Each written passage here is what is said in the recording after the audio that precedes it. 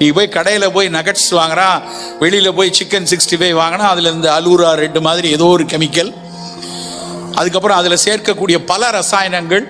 கிட்டத்தட்ட அந்த நகட்ஸில் நான் அவனுடைய நிறுவனத்தினுடைய வெப்சைட்லேயே போய் பார்த்தேன் எவ்வளவு இன்க்ரீடியன்ட் அதில் இருக்குது அப்படின்னு. பார்த்தா 104 இன்க்ரீடியன்ட் இருக்குது கோழி வறுவலில். பாதி அதில் இருக்கக்கூடிய பாதி எனக்கு புரிந்து கொள்ளவே முடியல. எதுக்கு இது சேர்த்துருக்கான்?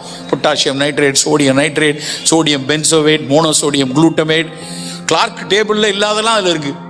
அவ்வளவு ரசாயனங்களை போட்டு அந்த வறுவலை கொடுக்குறான். நம்ம வீட்டு பிள்ளைங்க அதைத்தான் போய் வாங்கி சாப்பிடும். கோழி வேணும்னா நம்ம வீட்டில் சமைத்து நாம் கொடுக்கணும்.